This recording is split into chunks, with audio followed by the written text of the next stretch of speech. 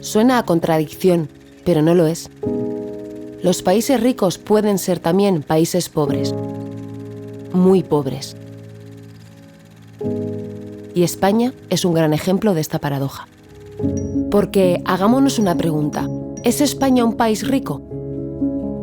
Sí, lo es, sin duda. Según su PIB, el 36º más rico del planeta. Y pese a todo, en España hay pobreza.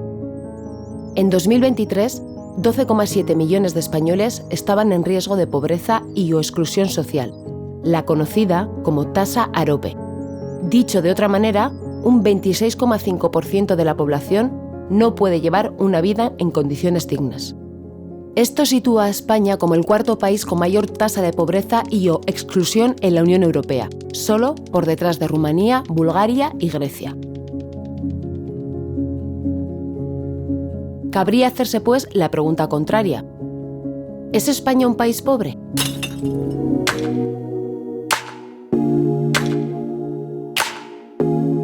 El trabajo de la Red Europea de Lucha contra la Pobreza y la Exclusión Social, EAPN por sus siglas en inglés, es acabar con esta paradoja.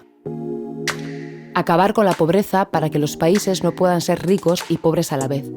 Nosotros queremos luchar contra la pobreza y pretendemos erradicarla. Es algo utópico, ¿no? Viendo el camino que llevamos, que está siendo un camino difícil y que está muy alejado de los objetivos de pobreza. Lo que hace EAPN es tratar de poner en el centro de la agenda política los temas de pobreza y exclusión social, tanto a nivel europeo, sobre todo a nivel europeo, que es donde nace, pero también en todos los países miembros de la Unión Europea y en este caso de España. Con un objetivo que es que nadie se quede atrás, que todas las personas puedan tener una vida digna.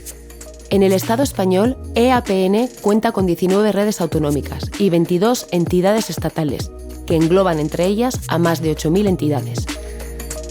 Venía de trabajar en proyectos europeos en el Fondo Social Europeo y en un momento determinado me paso al tercer sector. Y estuve pues casi desde el primer momento. Me gusta mucho el trabajo en red. He trabajado con varias organizaciones. Me parece que unirse para conseguir un objetivo común es una manera muy buena de avanzar. Todas las entidades de EAPN comparten un mismo objetivo: erradicar la pobreza y la exclusión social en España. La misma meta que a nivel mundial se marcó en la Agenda 2030 para el Desarrollo Sostenible de Naciones Unidas. Pero, ¿qué significa ser pobre en España?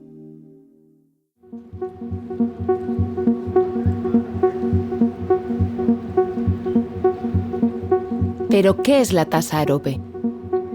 AROPE es un indicador que ofrece una panorámica más completa sobre la pobreza y la exclusión social.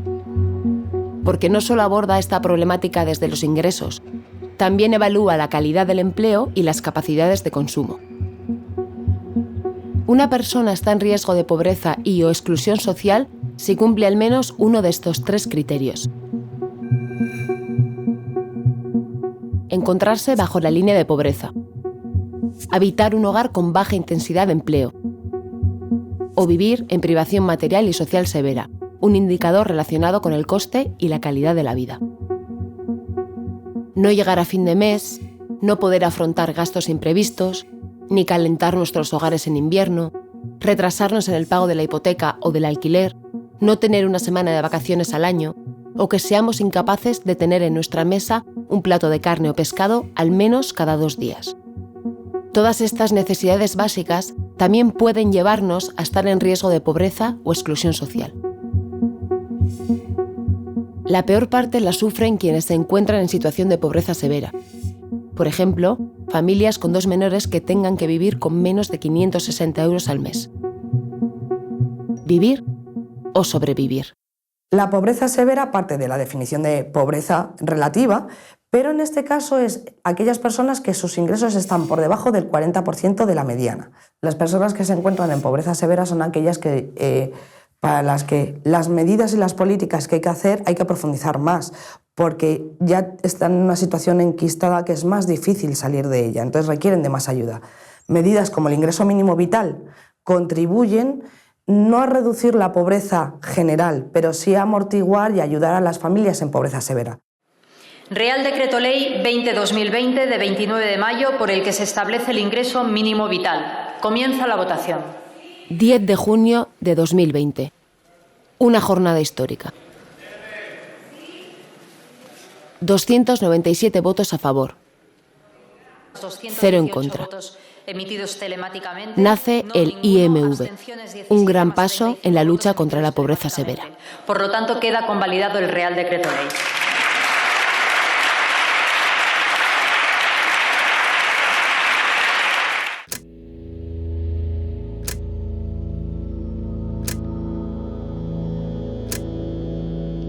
Esta medida fue parte del escudo social creado para hacer frente a las consecuencias de la pandemia. Bueno, el escudo social que se desplegó en España y en muchos otros países de la Unión Europea ha sido clave en mitigar las consecuencias tan catastróficas que tuvo la pandemia del COVID-19. Un escudo social que supuso un cambio de paradigma a la hora de lidiar con las crisis y su impacto en las personas en situación de alta vulnerabilidad. Puso en el centro los derechos humanos y evitó que 1,5 millones de personas entrasen en riesgo de pobreza o exclusión social. En España la pobreza ha sido un problema social endémico. Ya en los años 90 la tasa de pobreza era muy elevada.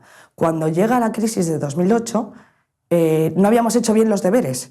La crisis del 2008 duró mucho tiempo, quizá para otros sectores de la sociedad. La situación se solucionó antes, pero para los grupos a los que nosotros los dirigimos fue realmente más larga. Si tuviésemos que marcar una diferencia muy clara entre las medidas del 2008 y las medidas de 2020, sería en el 2008 teníamos un objetivo muy claro, salvar a los bancos. En el 2020 un objetivo muy claro, salvar a las personas.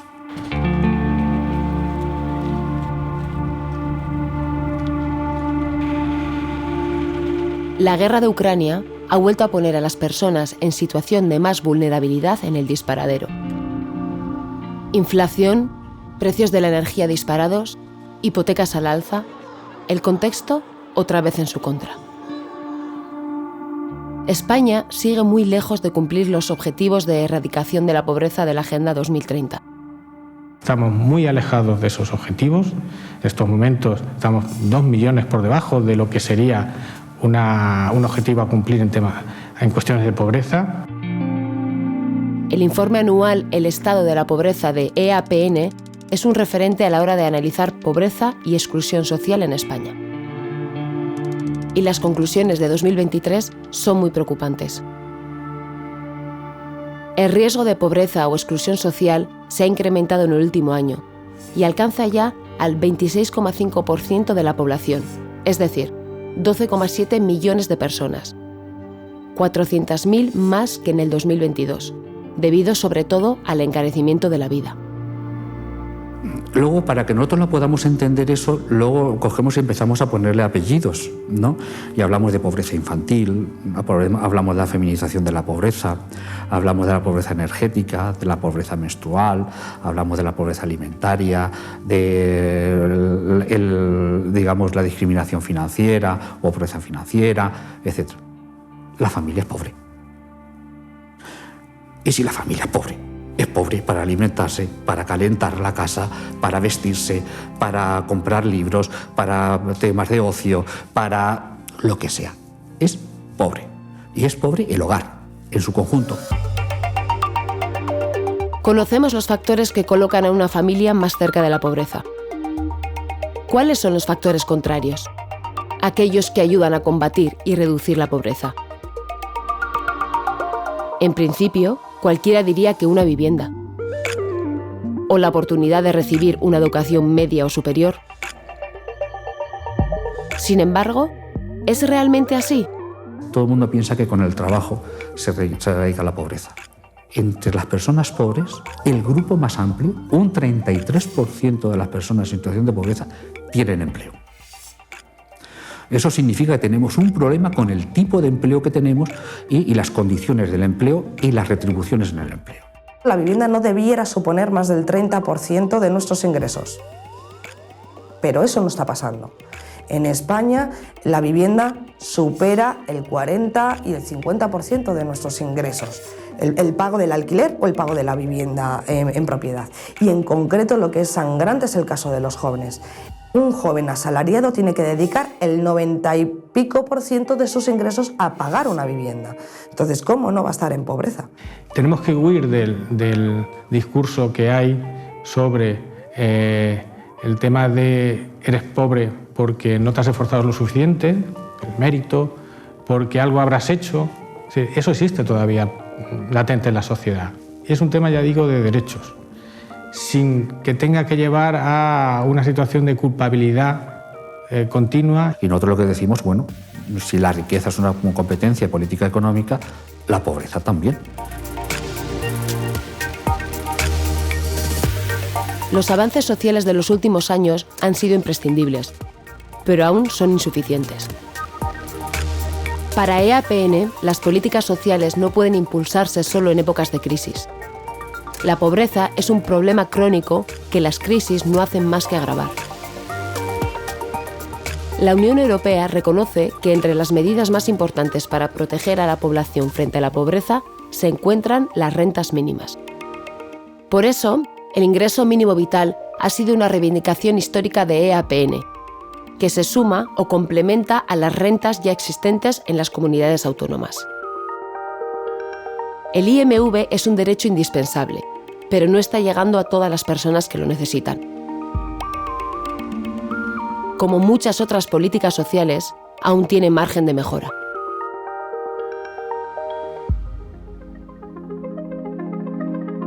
Con este objetivo, el Ministerio de Inclusión, Seguridad Social y Migraciones ha creado el Laboratorio de Políticas Sociales. El Laboratorio de Políticas Públicas del Ministerio de Inclusión, Seguridad Social y Migraciones surge de la Ley del Ingreso Mínimo Vital y facilita que se den 34 proyectos experimentales en todo el territorio del Estado español, en los cuales han sido implementados por comunidades autónomas, ayuntamientos o tercer sector y abordan todo tipo de cuestiones relacionadas en la inclusión. Uno de estos 34 proyectos es Acceso Vital, investigación llevada a cabo por EAPN. El estudio quiere conocer las barreras de acceso al IMV, el fenómeno conocido como non-take-up. Es decir, ¿por qué los hogares que podrían percibir la prestación no han accedido a ella? La mayor dificultad de solicitar la prestación del ingreso mínimo vital es que no sepas utilizar los ordenadores o que no tengas un buen conocimiento del lenguaje o que no se te dé bien pues, el escaneo de la documentación y el lo subo y lo bajo, y hay muchas personas que se caen. Hay muchas personas que se quedan fuera de todo eso y que necesitan el acompañamiento directo de una persona para poderlo tramitar. Tendrían que mirar los ingresos actuales, no mirar por la renta del año pasado. Vale, sí, a lo mejor el año pasado estaba cobrando 2.000 euros, pero si yo ahora mismo es cuando estoy necesitada y es cuando necesito ahora la ayuda. Fijarse en el alquiler, si yo pago 600 euros de alquiler, no me puedes dar una ayuda de 500, porque entonces no llego. También tendrían que fijarse en cuántos niños, en todas esas cosas. Dificultades cuando tuve que aplicar el IMV, más que todo porque no tenía algunas documentaciones que requiere, pues, que tenía que tener para poder empezar a llenar todo el formulario. Tal vez la plataforma, aunque yo tengo conocimiento, pero era un poco difícil. Yo creo que yo sola no lo hubiese podido lograr.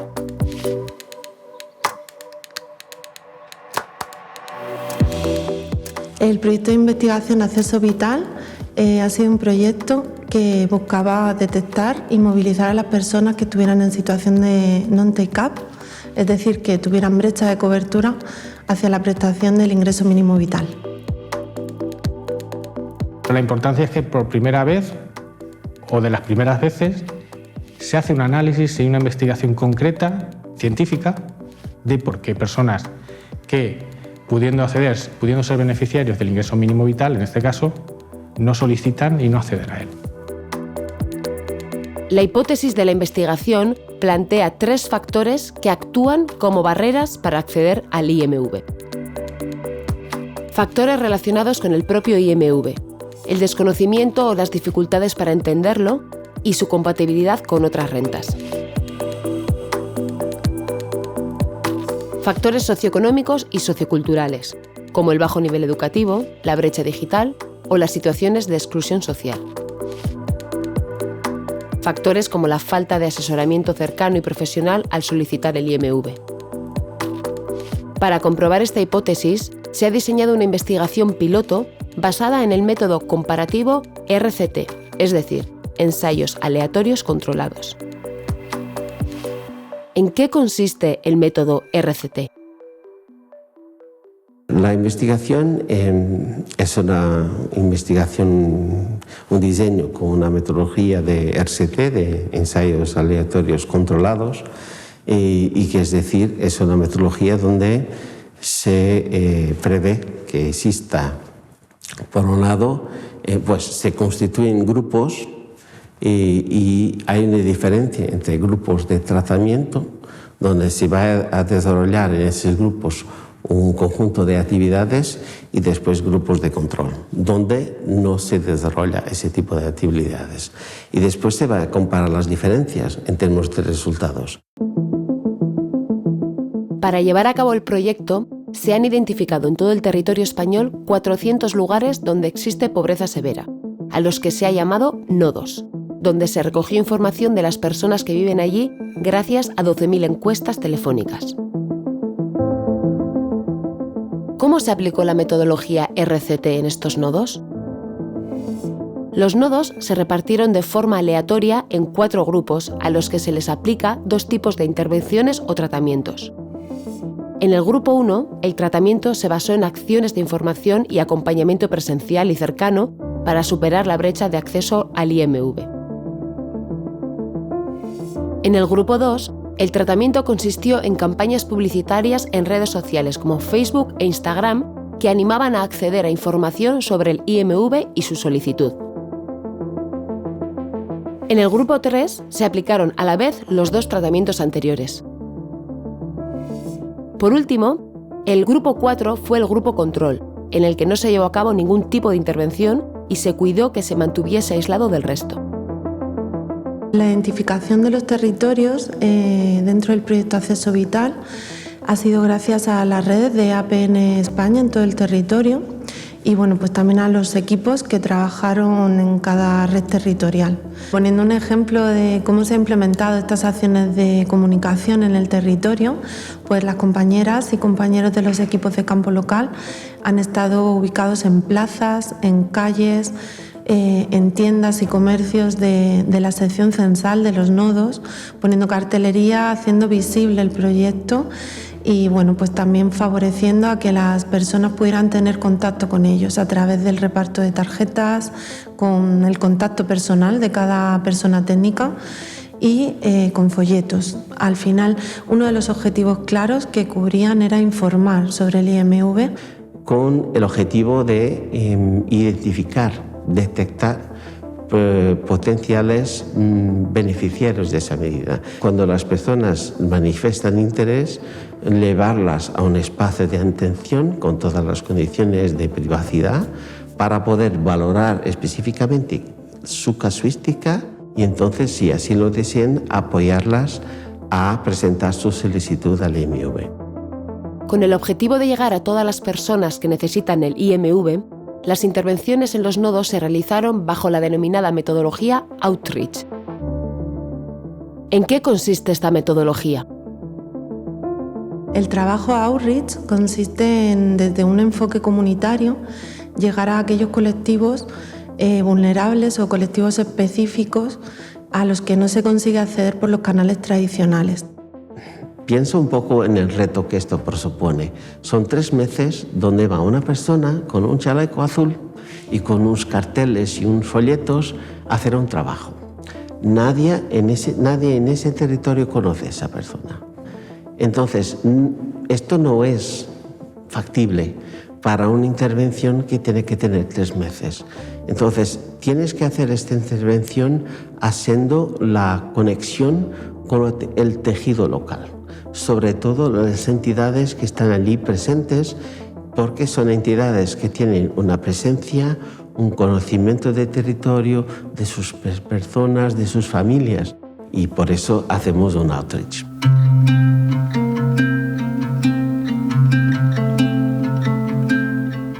Para aplicar la metodología Outreach, se impulsaron puntos de información sobre el IMV, junto a las redes comunitarias y a las personas referentes que ayudasen a la difusión de la prestación. En estas acciones colaboraron 146 entidades del sector social y 54 entidades públicas. ¿Cómo?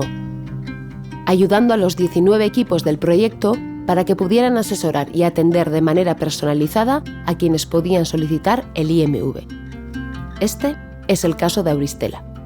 Conozco el ingreso mínimo vital una vez en mi desesperación por solo tener un contrato de 20 horas y no me alcanzaba, pues voy al ayuntamiento, hablo con mi trabajadora social y le planteo la situación que estoy teniendo y ella me dice, mira, están haciendo un trabajo aquí del ingreso mínimo vital. Yo considero que tú puedes optar a esa prestación y de esa manera pues conozco a Marina y conozco el ingreso mínimo vital. Había leído que era una cantidad de dinero que se le daban a las familias más vulnerables y todo eso. Pero cuando yo lo leía yo decía, yo no creo que yo pueda optar a esto porque yo soy extranjera y yo pensé que era una ayuda que solo se le brindaba a los españoles. El proyecto ha reconocido la importancia de colaborar con el tejido social para que las políticas públicas lleguen a la gente que lo necesita.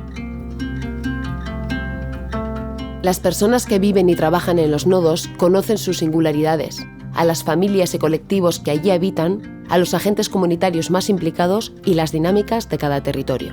Bueno, pues nosotros llevamos en el pueblo desde 2013 como una asociación que se dedica a fomentar derechos sociales y acompañar a las personas en el ejercicio de derechos sociales y entre ellos el ingreso mínimo vital, ¿no? Y estos últimos años pues es una de las cosas en las que más hemos trabajado. Valdemorillo es un pueblo un poquito especial, hay gente que tiene muchísimo dinero y gente que no tiene prácticamente nada. Y luego además son sitios que están un poquito olvidados de la sociedad y que a personas que a lo mejor no tienen una situación administrativa muy clara les gusta venir por la baja presión de la policía. Entonces hay gente que no tiene derecho a nada y que convive aquí. Es un barrio que verdaderamente todos se conocen entre sí. Hay muchas familias juntas. Entonces cuando a lo mejor vienen alguna por un trámite, al momento o al día siguiente van a venir muchos con ese trámite. O sea, por ejemplo, nos pasó con el ingreso mínimo vital. Es una ayuda que mucha gente la ha conocido por la famosa red social TikTok, que cuando se enteran de que has hecho un trámite, directamente van viniendo y enseguida se corre la voz. La investigación Acceso Vital pone en el centro a las personas. Pero, ¿cómo ayuda el IMV a quienes tienen derecho a recibirlo? A ver, sí, me ayudan bastante porque yo tengo 2 niños pequeños, le puedo dar de comer a mis hijos, si no, no podría darle de comer a mis hijos, ¿vale? Porque yo estoy separada y a mí no me dan ningún tipo de ayuda a su padre. No es que te deje vivir, pero te deja sobrevivir. No te puedes permitir lujos, pero bueno, por lo menos sobrevives. En la actualidad trabajo como camarera, tengo un contrato de 20 horas. De hecho, lo tengo hace 1 año y medio. Desde que llegué prácticamente estoy ahí en ese restaurante. Yo no quiero vivir siempre de una ayuda. O sea, no es que no quiera ayuda, ahorita la necesito y la tengo y perfecto. Pero es que no quiero ser como que una carga para el Estado, ¿me estás entendiendo? Si yo puedo trabajar. He conocido a personas que perciben el ingreso mínimo vital ahora y cuando se lo hemos tramitado les hemos ayudado para conseguirlo. Y algunas venían simplemente de las rentas mínimas de inserción, muchas de ellas ya venían de una situación un poquito cronificada. Otras pues se han quedado sin empleo y el tiempo ha pasado, se ha acabado la prestación por desempleo y no se ha generado un nuevo empleo, ¿no? Y básicamente esas son las 2 realidades y luego pues muchas también pues la ayuda del hijo a cargo o el complemento por bajos ingresos, aunque trabajen. El IMV ha supuesto una ayuda crucial para personas en muy diversas situaciones de pobreza, tanto crónicas como puntuales, pero solo es un primer paso para que consigan acceder a una vida digna y plena en la sociedad. Durante 3 meses, los 19 equipos del proyecto han trabajado de manera intensiva en los nodos, consiguiendo comunicar el IMV a 7.505 personas de manera presencial y local, atendiendo e informando por teléfono a casi 3.400 personas interesadas por la prestación. Asesorar de manera personalizada a más de 2.000 personas sobre la prestación. Apoyar y acompañar a más de 1.000 personas a que tramitaran la solicitud del IMV. Cuando nos dijeron que íbamos a hacer intervención prácticamente en todo el territorio de España con una intervención presencial tan intensa, en barrios que muchas veces tenían muchos problemas de mucho tipo, también de accesibilidad.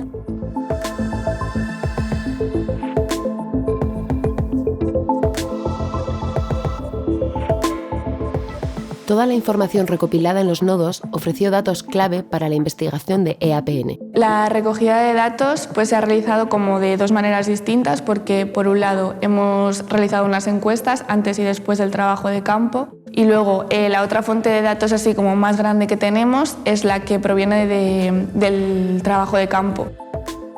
¿Y cuáles han sido los resultados de la investigación? El desconocimiento es la causa principal tras el non-take-up. Más de un 40% de personas con derecho al IMV no sabe que existe. Factores como el género, residir en zonas rurales o pertenecer a grupos de edad avanzados también están asociados al non-take-up. Y la autopercepción de seguridad económica aleja a las personas del IMV. Muchas personas en situación de non-take-up ni siquiera creen tener derecho a esta prestación. ¿Por qué? Porque, por ejemplo, tienen una vivienda o un trabajo, o porque perciben facilidad para llegar a fin de mes.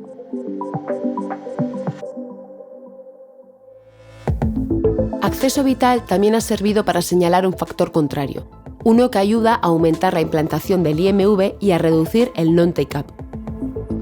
Se trata de la cercanía de servicios públicos, servicios que informen y apoyen la presentación de solicitudes para esta prestación. En base a los resultados de Acceso Vital, EAPN también ha creado una lista de recomendaciones para las instituciones responsables del IMV. La primera es mejorar su accesibilidad. ¿Cómo?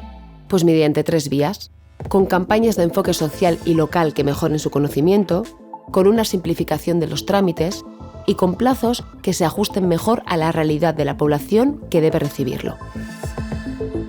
También se recomienda aumentar el importe del IMV en base al coste de vida y adecuarlo con las rentas autonómicas. La combinación de ambas prestaciones tiene que garantizar una cobertura total para sus beneficiarios. Se deben crear itinerarios de formación y entrada al mercado de trabajo, itinerarios que se complementen con la prestación. Y es necesario aplicar mejoras en el diseño del IMV, mejoras como basarlo en los ingresos de meses recientes y no en los datos de renta del año anterior, suprimir el requisito que exige un año de situación regularizada y efectiva, y crear nuevos complementos de apoyo, como el de vivienda. Por último, para el seguimiento futuro del IMV, EAPN propone, por un lado, establecer un sistema que evalúe el impacto de esta prestación. Este permitirá valorar sus objetivos, posibles mejoras y las recomendaciones de la Comisión Europea. Y por otro, crear un observatorio permanente acerca del non-take-up.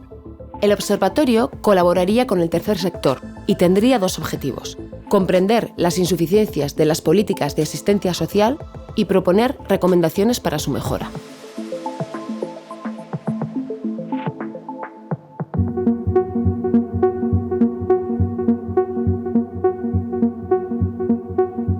Pero sobre todo, su importancia radica en las personas.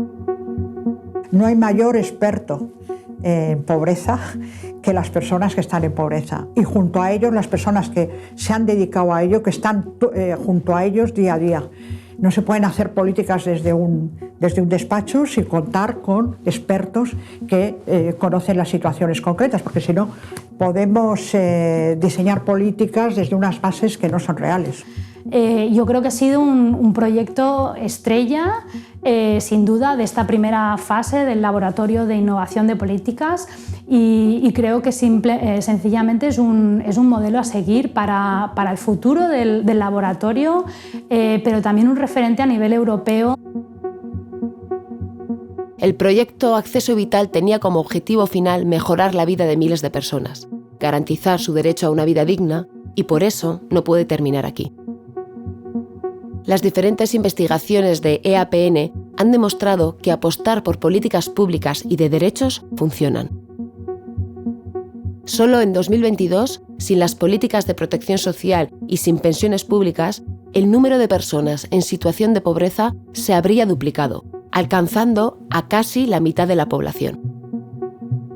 Por lo tanto, las recomendaciones elaboradas por EAPN para mejorar el IMV deben traducirse en medidas reales que erradiquen de forma efectiva la pobreza en nuestro país.